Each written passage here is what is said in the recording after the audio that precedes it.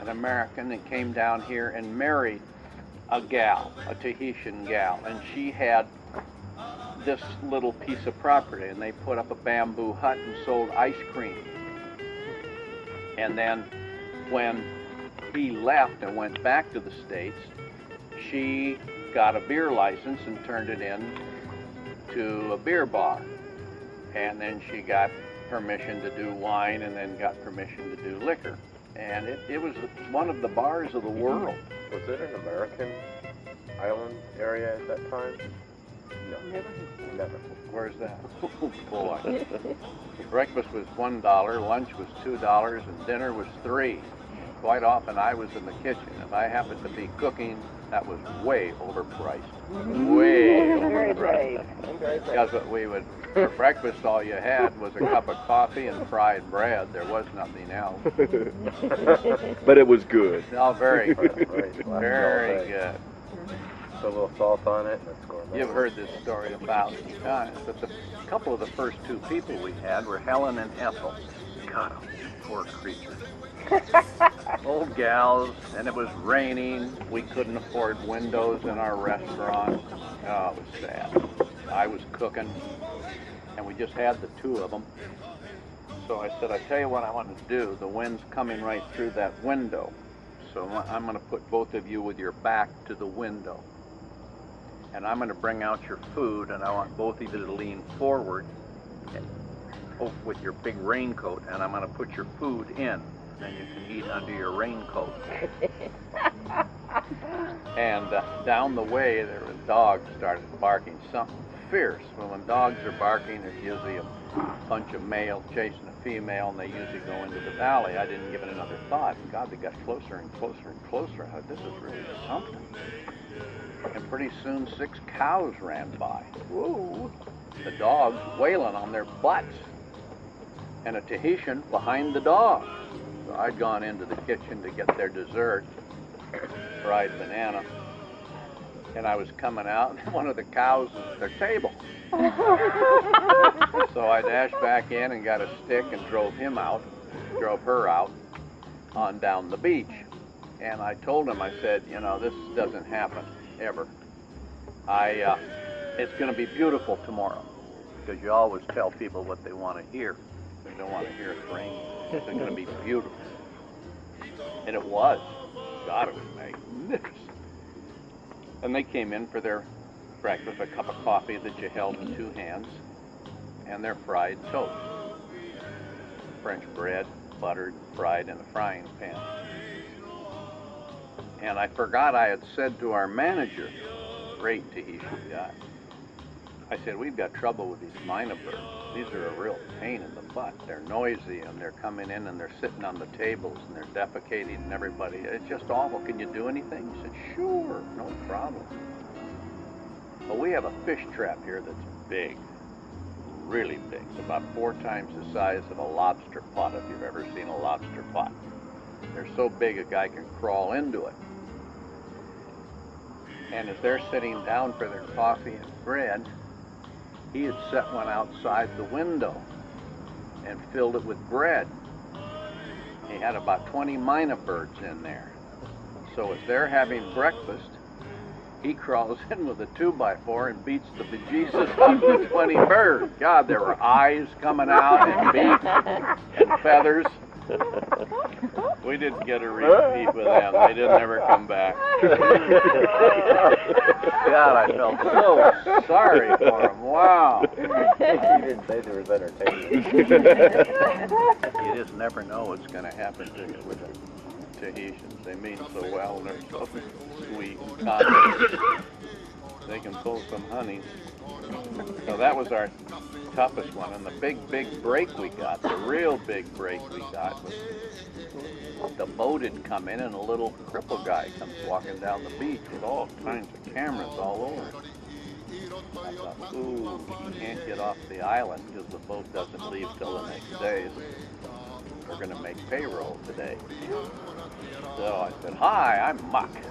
He just kind of looked at me and said, you know, this is nuts. And he says, I'm Carl Mydans. And Carl Mydans is the oldest photographer for Life magazine. Started in 1936. I said, what are you doing? He said, I just finished doing the A-bomb, and Life sent me out to do an article on the most beautiful island in the world. So here I am. I said, great, way to go. But down the beach is a very interesting man who has just written a book. It was on the bestseller list for 3 years, called The Ugly American. He says, I know him, it's Eugene Burdick. I said, yeah, he's renting a house from me. So he went down to talk to Eugene, and Eugene said to him, what are you going to do? The girl sitting on the palm tree, sitting on the beach, the long hair, the Tahitian paddling in from his fishing grounds with the sun going down. It's been done. Everybody's done it. You've got to have human interest. He said, and we've got it. So down the beach, there are those 3 guys, and they think they're running a hotel. So you go down and take pictures, and I will write the story. And Life just jumped on it. And that's in '62, the year-end issue. We got that big 8-page colored layout in Life magazine when it was still the largest in the world. So that was our big break. That kind of saved us. That's a jab over here. Life quit? Life? Yeah, they closed it. Just recently? Like within a month well, or so? they were coming out monthly, so they Yeah. closed that. He was a great writer. Yeah, he always spoke about it. Oh, okay. I'm wondering. Sure enough, it must have been. He traveled all over the world. he had a bad heart, real bad heart. He wouldn't do anything about it, and he died on a tennis court in La Jolla. Happiness. But he'd written, what he had written was he'd written The Ugly American and The Ninth Wave. I mean, this is too far back for any of you, except maybe you all. Thank you. The Ninth Wave, and he did one on the South Pacific called the Blue of Capricorn, and that's also.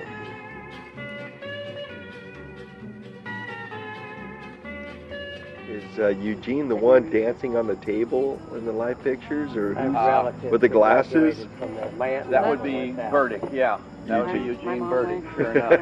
Yeah, he sure had a good time down. He was on a sabbatical, 3 months sabbatical.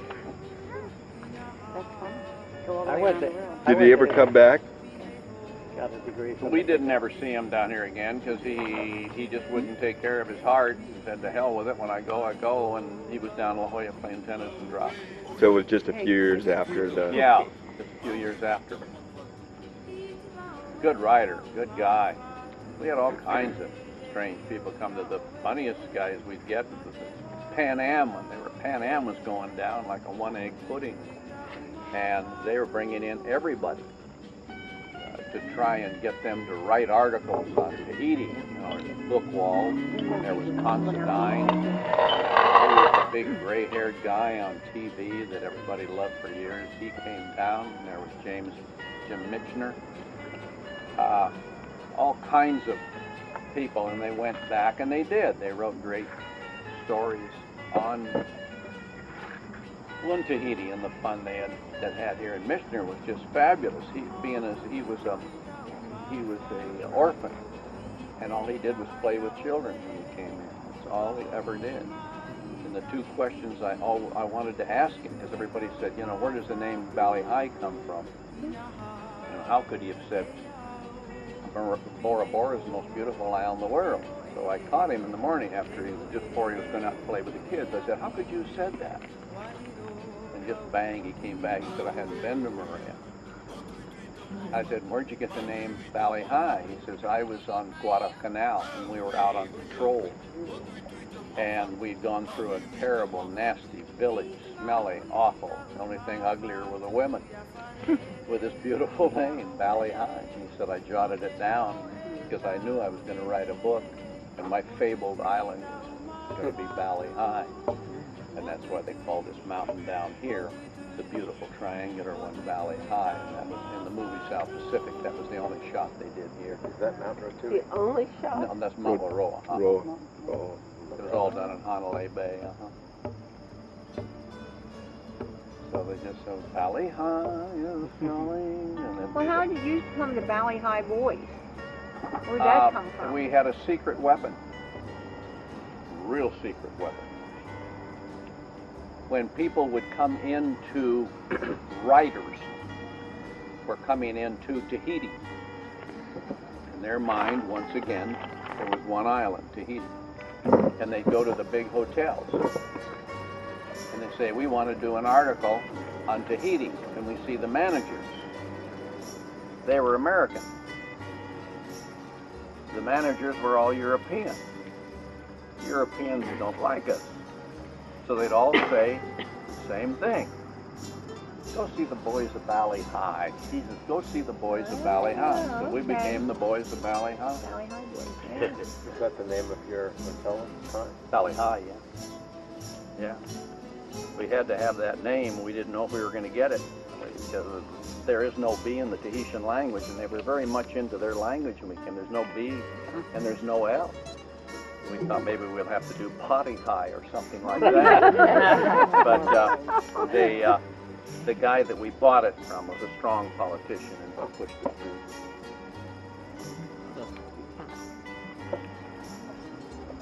So all these years later, you're still the Bali Hai Boys. The boys about, well, I'm 90. I get to be boys at Bali Hai. Yeah.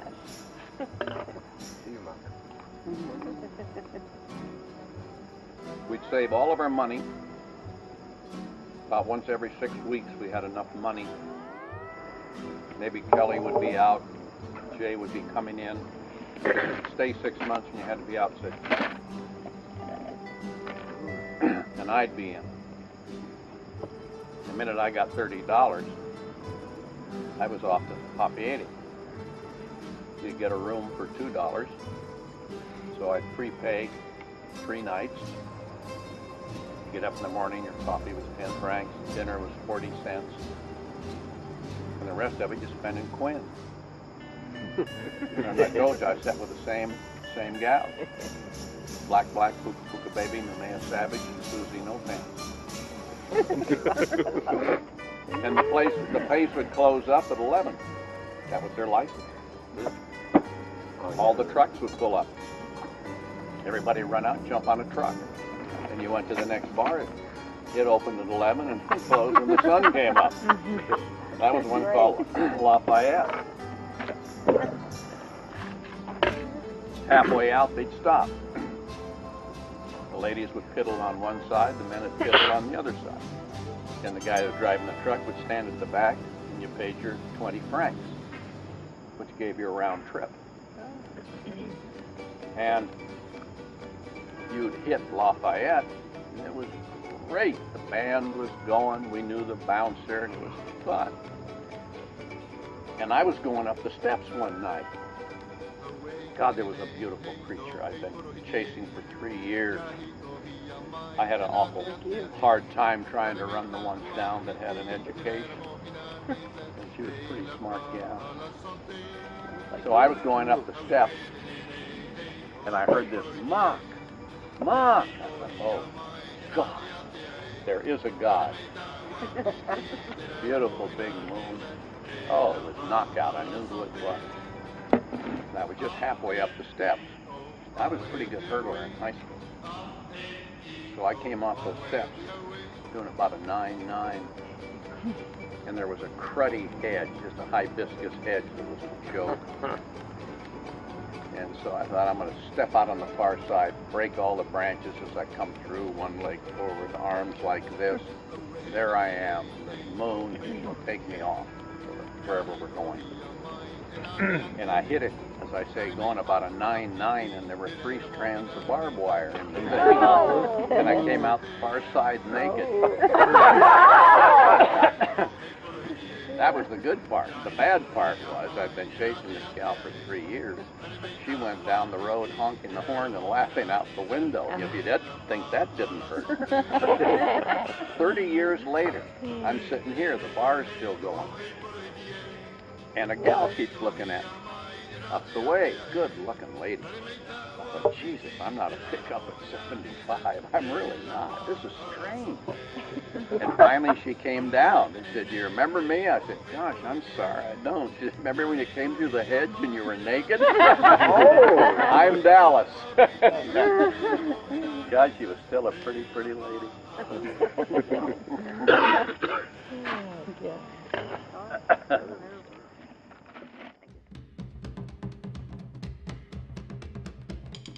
Dragging bags, and so maybe it got in early, or they're coming in from Bora, Huihine, or Raiatea. Very well could be. Very well could be. Well, we're headed to Huihine You're going to Huihine? on Monday. Monday. And we're staying at the place you Oh, recommended. Yeah. Emery. Randy and Said Emery. hello Emery, to right, you. yeah. It's She one of said the to give you a big hello and a kiss and all that. It's one of the great spots of the world. So do you want a kiss from me, or? Oh, yeah. I'm gonna need to get into the Cuervo for quite a while. She's a great gal. And the guy that she married, he worked for us for many years, building Bali Hai, Huihine. And then he became a fisherman, very successful fisherman. And they have those two little places they rent, and they have a couple up here. So they do real, real well, and she's good. She's part Chinese. In the family, the mother was with a Chinese guy first and had her, and then settled with a guy over here that had pretty sticky hands.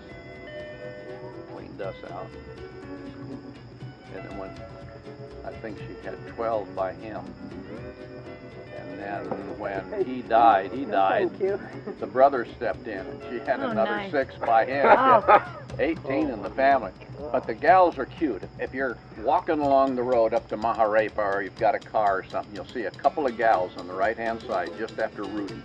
They're doing Pareo. And it's just great. They got a little bamboo shack, and they're fun. You don't need to buy anything. Just pop in there and have fun with them. They're magnificent. And when they were about 13 and 14, they'd hang around Hotel Bali Hai and learn their English. And people coming down, if they had a couple of kids, they'd capture them and take them to their room and keep them while they were there. They'd keep them for a week. And they'd travel with them and have breakfast and lunch and dinner with them. Then when they turned 15, we'd make them into waitresses, and they worked in the dining room. And each and every one of those gals, of the first 5 gals, married a popa, a foreigner. And the older one down there, she's pretty funny.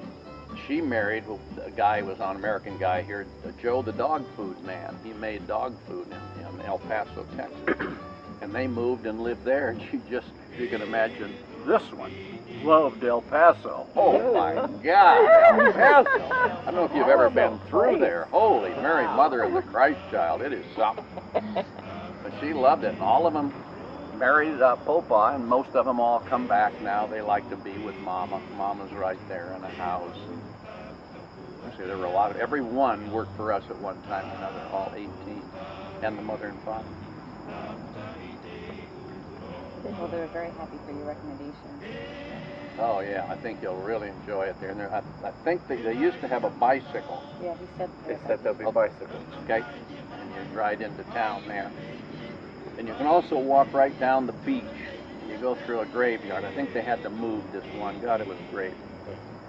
Samuel somebody. He was out of New Bedford in 1842.